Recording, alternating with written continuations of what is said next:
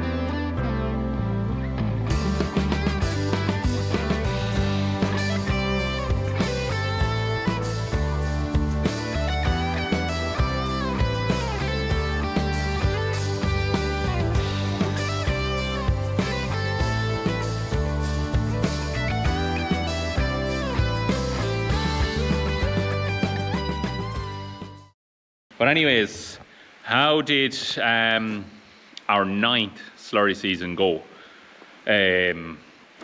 We bought this tanker new in 2017. So yeah, this is its 9th, our 9th season and the tanker's 9th season. Dribble bar was the year after or 2 years after, I'm not sure. 2018 was the year after, that's stamped 2018. How did it go? It went very well. Slurry was one thing this year that we done noticeably more of. I'm not sure. I have actually never added up the loads of slurry or the gallons of slurry that we spread, but I must do it sometime just for the crack. And why did we get busier with the slurry? Because new regulations for the dribble bar. I suppose maybe one or two lads getting out of doing slurry, maybe farmers' tankers getting older, getting us to do it, and just bits of different reasons, but So overall we done more. Per customer, we wouldn't have done, like, some customers might have been back a bit on Slurry because it wasn't a harsh winter, if you get me. Cattle were later going in, like a lot of cattle weren't into last November. But this year, today's last day of September, and looking at the forecast, sheds and tanks will be starting to fill up pretty soon, I'm pretty sure. But yeah, I suppose the main reason we done more anyways was because of dribble bar. Just new regulation with the nitrates, the level, your nitrates level, the level nitrate units. They're slowly bringing back the figure where you need to use dribble bar, trail and shoe, or disc injection. Where they're slowly ruling out splash plate. Like anyone in Ireland that's at Slurry that knows that the day is coming. When it's going to be, I'm not sure, but the day is most certainly coming for that. Yeah, the day of splash plate Slurry in Ireland will soon be unheard of, and it's a pity because Slurry used to be a very simple gig. You buy a tanker, like when we bought that tanker new, 16.5 plus the VAT is what we get for that. Am I right? With the rain gun. Sorry, there might be a bit of jumpy. My memory card at GoPro is acting up a bit. But yeah, 16,500. I am 90% sure that was including the rain gun. Because I remember at the time the rain gun was the same, it cost the same thing to get the rain gun on the tanker as it was to get it galvanized. And I wasn't grant eligible. No contractors are for Slurry equipment, which probably should change because the expense of the, like your trail and shoes, dribble bars and all that. Farmers / contractors are, if you're a farmer, you're grant eligible, more or less. But they should really change that law, I think. But anyways, yeah, we got the rain gun at the time. Rain guns are kind of frowned upon, I suppose, a bit. But we use it very rarely. But we do, when we use it, it is a very handy tool. And at the time, I got this connection here to connect onto an umbilical cord. And I also got this unit here. We got that with the dribble bar the following year. That's the arm. You connect onto the lighting now is poor enough in the shed this crack. You connect on there, you put a pin down that boss, and you can pull the umbilical cord. I was thinking that'd be handy, but we haven't really had the need for it. We just didn't go down that route, the umbilical Slurry. Because, especially the first 6 or 7 years, I done it nearly all on my own. So it was one-man operation, it was working. If we got the umbilical system, of course, we get more work and all that crack, but it was working fine. I was happy with that, and still am. But back to the tanker anyways. That was 16,500 plus VAT, without the dribble bar on the back. And that is 9 years old now. It was a very good buy, I think. I'm not sure what the price of that tanker will be today. It's 2,300 gallon high spec with 800 tires, and doesn't have air brakes. I often threaten putting them on because we have 50k tractors towing it, and by rights we should have them on the tanker. 11,000 litre pump. We got the sight glass extra. The sight glass and the exhaust, and to be fair, they were actually thrown in the deal because what age was I? 23 or 24 when I was buying that. So they were just like, oh, he's young, let's start now. So they threw them in between McHale's and high spec anyways, and an extra filler as well actually. So I thought that was a pretty good deal at the time. I was very happy with that. But yeah, so we had a good season this year, very good season with the Slurry tanker. We didn't spend a penny on it. Breakdowns aren't, a new shaft went on last year. But in saying that, we'll need to spend money this winter or for next year because our Vogelslang macerator is completely wore out. It was gone to the stage there, the last job or two we were on, if there was any bit of silage running, it was just breaking your heart. So you get it out, it was fine, but it was blocking, and it wasn't fine.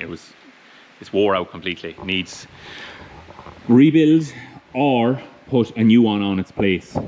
the macerators have come a long way since that one came out, from what I know. I have never used a tanker with a different macerator on it, but according to what lads are saying, there is you have loads of different brands, Mastic, and I don't know, American Engineering. There's loads of different brands, and the macerators are twice the size. That is an extremely slow macerator if the slurry is any way thick or tricky, and it is a pain. But so I funny feeling, I think rebuilding that macerator is going to cost me half the price, or nearly half the price of putting a new one on it. And the newer ones, bigger outlets, better vents on them, and just higher output, better able for tricky slurry, for the Irish conditioned slurry. As far as I know, Vogelsang is German, could be wrong. I think it's a German macerator. And the macerators are made in Ireland now are just designed for trickier conditions. That's fine. If the slurry is right, that works away perfect. And I haven't ever spent money on it, so really truly it's great going. But this year now we've done at least twice the amount of dribble bar slurry to what we normally do. So and to be honest, I was waiting for it to happen. I didn't even think we'd get this year out of it. If you've any excuse me, if you have any good recommendations for macerators, let me know in the comments, because I need to look into that now. And you know what, while it's fresh in the head, now is probably the time to be doing it and just be ready for January, because January will be around again before we know it. I presume all of Ireland the slurry ban is in place from the 30th September, because there's different zones when the slurry spreading opens up again in January, which I presume is going to be the 15th again. I'm not sure if we're zone A, B or C, but I know we're 15th. Kind of up north the country is the 1st of February, I think, before a lot of them can spread, and I'm not sure about down south. But yeah, so very good season overall, I think. Tanker is in as new condition, and I love finishing up the season and just being able to walk around something that needs to be washed. That's Aidan's job tomorrow. He got a load of water there this evening and flushed it all out through the macerator and all that, but needs a wash, grease it up and back it in. Other than that, we finished on a very good note. It's on day 20 the last few days, and we need a new pipe. That was a lovely pipe, and you know what, that was partly my own fault. I was in a tricky old job and the slurry was a bit thick and the pipe was kinking on itself coming up, because the manhole lid was high and the tanker was lower and it was kinking the pipe. And partly to blame for myself for that, but that is a lovely lightweight pipe. It's continental. You just pull that around one hand, where this pipe here, it's 20 foot and it's an absolute pig of a thing. You want two lads handling it nearly. But yeah, that's it. And the slurries this year as well, we had the new agitator, the NC 3800, which is just out there in the rain somewhere. I'm not going out to it. You've seen it in other videos. Very good investment this year, because we got the hydraulic controls. I just wouldn't go back. There's nothing wrong with the mechanical ones and all that, but I have a temperamental back, and whatever it was about pulling and dragging out the agitators, that used to trigger it off. That and handling a heavy slurry pipe. I could be pulling and dragging, sledging and all that all day long, wouldn't bother me, but the slurry work, whatever it was, just didn't agree with me. But yeah, that's the kind of the story. I'm trying to think if I have anything else to say about that. Will we be making any new any investments for the slurry next year? I cannot see it at the moment anyways, because we've enough on our plate now. And also, you'll see in the title of this video, I have a lot of comments and all that asking about the digger. Yes, we have bought that Volvo digger, the one in the video. We don't have it yet. It's been serviced up, a couple of jobbings I want done with it. So that's happening now. That's going to be in a video very soon, and I cannot wait to get my hands on it. So as you see from the title, that was the exciting news I have for you. But for that reason, we have ourselves pretty stretched now, finances and all that sort of crack, because we've quite a bit bought this year. And for that reason, I cannot see us buying another tanker or trading. I will not trade that tanker in. It's perfect. I don't like it on the road. It's a bouncy old thing on the road, whatever way I don't know, is it the fact that the hitch is done different because of a rain gun pump?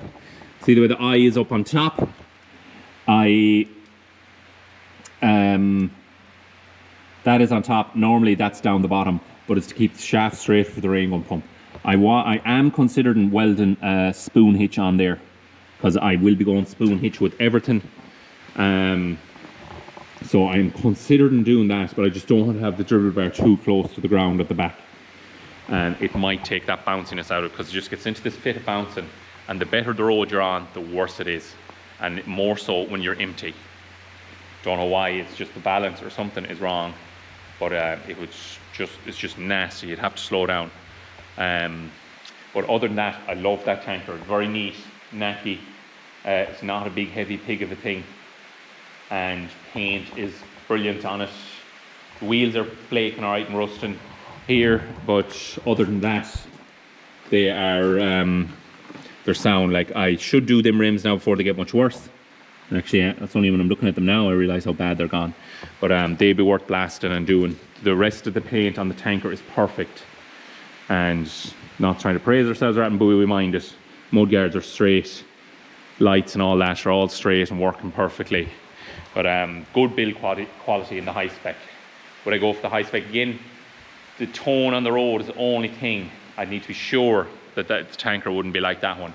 But I wouldn't switch for any other reason. Bar if I was buying a tanker again and I was going to tow like that, I wouldn't. Is what I'm trying to get at.